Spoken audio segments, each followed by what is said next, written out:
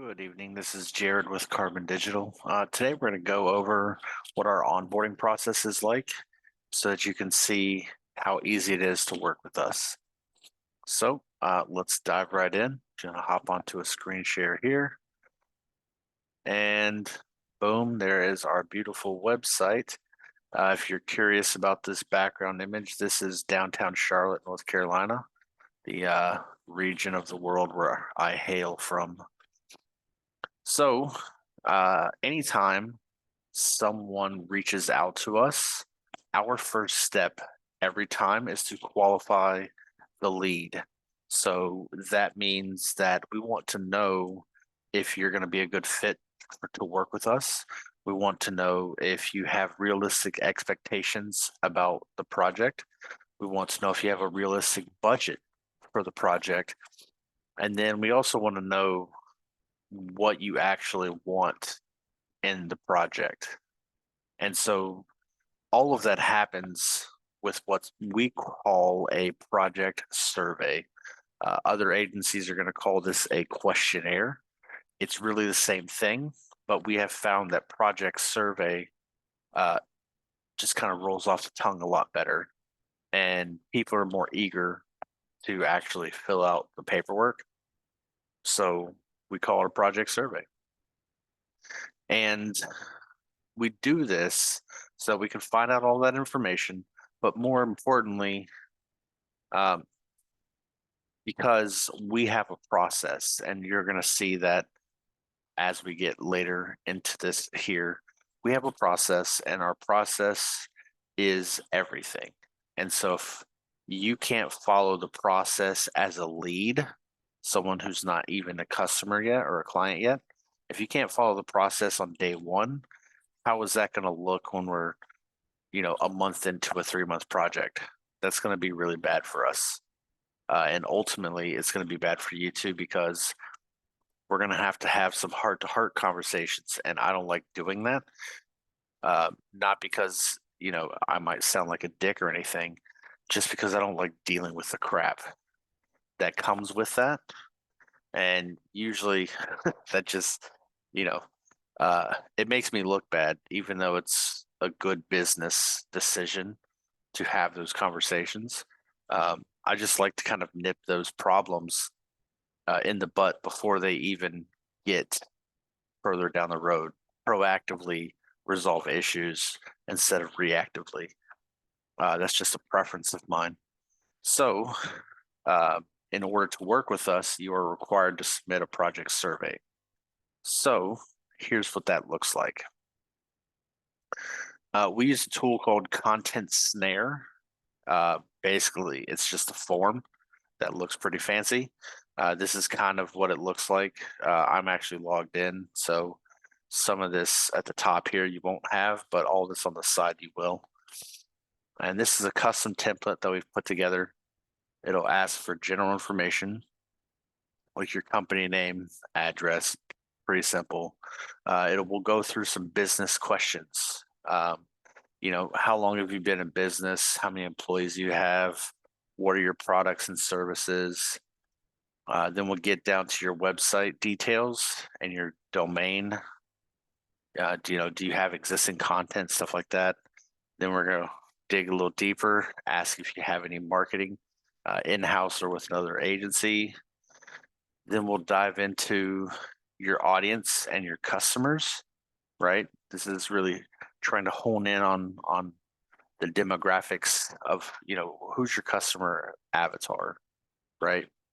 So once we can understand that, we can understand who the audience is for the website, which is really important. For your current, for your actual website, this goes into your current website, and then what do you want out of a new website? And then, then we go into design, where we talk about brand guide, your logo. Do you have a logo type stuff? Um, Competitors. This is a pretty important section. This section, there are 3 competitor options listed.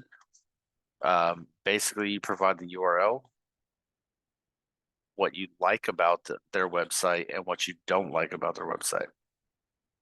So for these three competitors, we'll be able to see basically everything that we need to. And we ask about competitors for two major reasons. The first reason is, well, it's more than that. The first reason is for page architecture. What do these three websites have in common that we can input into your website as a page structure? The structure of a website.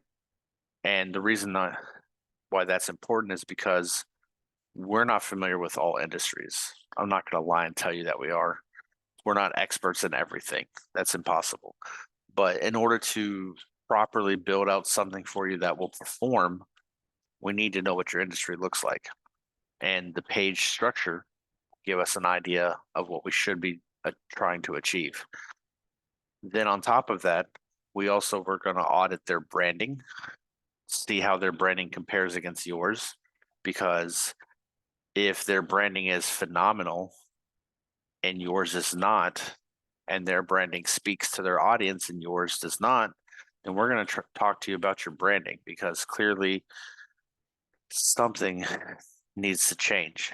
And if that means we pitch you a logo, then that's what that means. If that means that we have to, change your brand colors because you're throwing out hatred and you should be throwing out love, that's pretty vague. But if that's the message you're sending, then we want to make sure that those things are fixed throughout the process of this. Try to clean up as much of that as we can without too much of a burden and impact on you. Then on top of that, we're looking at different features. What features of the website do your competitors have that you either currently don't have or might actually need? A big proponent of this is going to be something like a quote form. If you provide services and you don't have a quote form and all your competitors do, well, clearly you're going to need a quote form.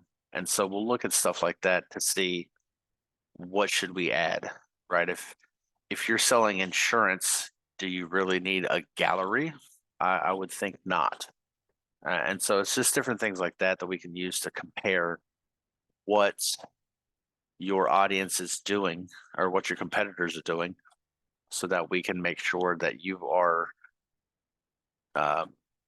doing the good things from them. And then finally, a large piece of that is also going to go into the SEO aspect of the website. I don't want to get too deep, but the page architecture taps into the SEO, and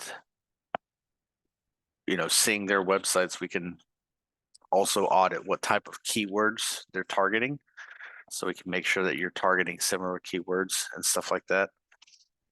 So there's a lot of super tech stuff that goes down that rabbit hole, so I'm not going to do that, but it's a big piece of the SEO. And then the most hated question in the entire industry is, what's your budget? I don't like asking, but at the same time, we kind of need to know. Then there's timeline, and then this one here, company history. This one's actually really important because this goes into your About Us page. So, there's a lot of stuff that you can say about yourself that we can turn into a nice story to put on your About page. And so if you take the time to fill this out, very well, even if you already have this information on your current website and it's very detailed and very well written out, just provide a link like, hey, here it is. We've done all of this already. So that'll be really useful for us, that we can actually utilize to make sure that your story is being told correctly. And then finally, anything else? Did we miss anything? So once this is done, two very big pieces of this. We have discovered that most people do not actually submit the project survey, we have to monitor it to see who's done. And that's kind of annoying. But here on every question, there's this button that says submit for review. Please click that button when you're done. That'll also be a beacon over here on the side to show how many questions you've answered, and it'll show where you're at in the process. So that helps you get through all of this. And that also helps us because at the end of this, there's going to be a really big submit button. It's either going to be here or it's going to be in the top. But once you actually finish this and submit it, it's going to be really, really good because that sends us an email and says, hey, John Wick submitted this. And we're going to say, awesome. Thanks, John Wick, for doing something as simple as submitting the project survey. So I know it sounds like a lot of questions, but part of this is designed so that it makes you think really about what you want, because we can tell when someone's flying through this not really caring what they put in here, and we can tell when someone puts a lot of thought into what this is. In any event, once this is done, then that is done. Then we're going to go on to project survey follow-up call. So once we've identified that the project survey has been completed, then we're going to send you an email with a couple of emojis saying, yay, you've completed this. Now please schedule your follow-up call. And so this schedules 3 days in advance to make sure we have enough buffer in our schedule to actually meet. On top of that, excuse me. On top of that, if for some reason you can't meet up, within the next week, but you can meet within the next couple of days, just shoot me an email and let me know, hey, I can't meet next week, but I could meet, right now it's 1 o'clock in the morning, so that's not helpful. But if you're reading the email on the 20th and you can meet here on the 22nd, but you can't meet at all this week, just shoot me an email. Hey, here on the 22nd, I can meet at these times. Will any of those work for you? So I'll just check my schedule and see. And if none of those times work, I'll just call you so you can open up your calendar and we can find a time that works. I'm flexible for the 3 preceding days, but I'm less flexible for future dates because you can schedule like 60 days out or not. It's supposed to be 60 days out. I have to change that. But yeah, this will be the next step. And so once this call is scheduled, it's a Zoom call. The Zoom call, we're going to go through the entire project survey, and everything in that call is going to be recorded. We record with a tool currently called Fathom. It basically transcribes the call and creates a list of bullets and highlights so that we make sure that we capture everything. But during that call, we're going to go over the project survey. Everything that you do is going to spark questions that we're going to ask. And then when those questions are all answered and we have no additional questions and you have no additional questions, if it seems like it's a good fit, then we're going to go into cost. And that's where the fun begins. So if you're a good fit and we know how much it's going to cost, then we will provide a cost in this call. And if we do, then the next step for onboarding is very exciting for me.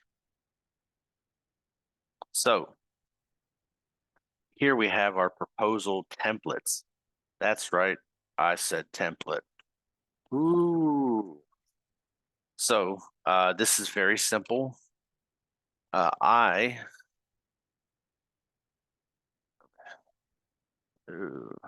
going to create a contact. I don't want to do it that way. templates. I'm going to create a contact. You can see it says contacts.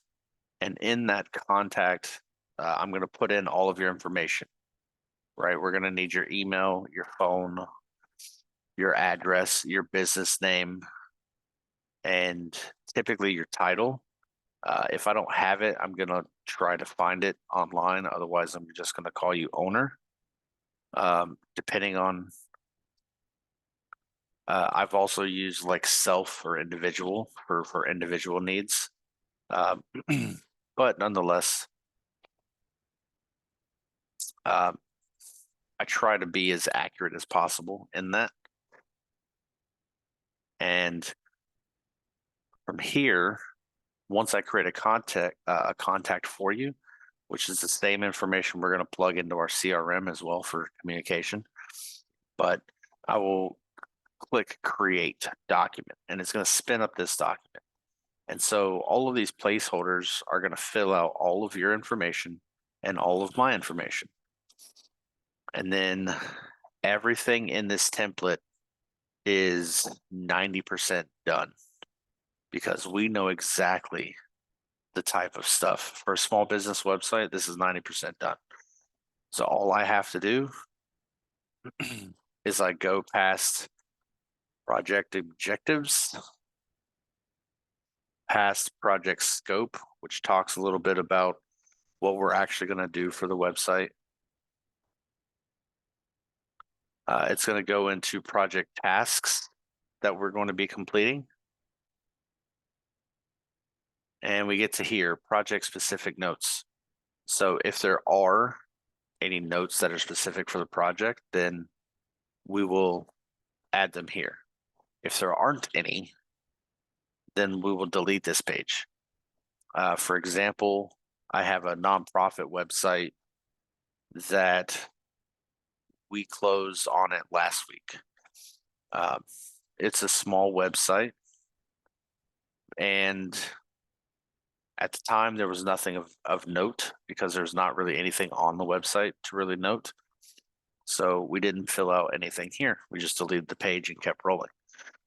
Earlier today, I sent out a proposal for a hat manufacturer website. And for them, we did have some specific notes to put in. So I'll just take a few moments, fill that out. Typically, I'll have this written up beforehand, or if I'm doing this immediately after the call, I'll just write it up then. Either way, this is the most lengthiest part of the contract. Once this is done, I scroll all the way down. The next sections are about our add-on services and what those include. So if you want to add them, you can let me know and I'll update the contract to include them. But once all of those are done, we get to our project timeline. So this here is our average project timeline, 8 to 12 weeks. And this is dependent on your ability to communicate. The way that we operate is every phase you have to approve in writing, you have to sign a document, and you have to make a payment, a milestone payment. All 4 of those have to happen at every step of the process. And the reason it's broken out like that is to protect both of us. So you know what you're getting for, so you know what you're paying for, so you accept that you like where things are at, and the payment is to make sure that we're getting paid for our work continuously throughout the project. So this is how we are structured. If you cannot communicate with us in a timely manner, then it's going to delay the project.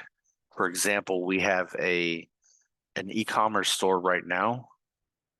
They're in the graphics phase. We sent out a sign off for them 2 weeks ago, and they still haven't reviewed it. So the longer it takes them to look at that, the longer it's going to take for us to finish the project. And that's just the way that is. And once you actually hit a month, we're going to start charging you for a delay fee. So that's exciting. After the project timeline, we go into project costs. This is where things are really easy for us. All we have to do is delete what we don't need and then update our hours here in the project. So if you don't have any add-ons, any monthly services, then we just delete each one of these lines, which brings this down to 0. And if you don't have a brand guide and logo, we delete those, which brings this down to just the 1 line. And then we plug in our projected hours, which totals up the contract. And so this total value for fixed costs and monthly costs get plugged into the legal section. And that's very exciting. And then after that, the total fixed costs, which would be this number here, those get broken down into the project payment timeline. And so for all the small business websites, we have a $1,000 deposit, pretty standard. If your website exceeds 10,000, then we'll reserve the right to do this differently. In the past, we've done 50-50, 50 down, 50 at completion. We've also done 50, 25, 25. We've done 4 sets of 25. We've done 3 sets of 33. Percentages is what those are. And we will make sure that we'll basically make sure that we're getting at least a sizable deposit with each step. So we'll take this 1,000 deposit, subtract it from the total value, and then divide this up by each milestone. The goal is to have phase 5 cover all of the fixed costs. If you have a logo and a brand guide in here as well, we'll add those in as separate phases.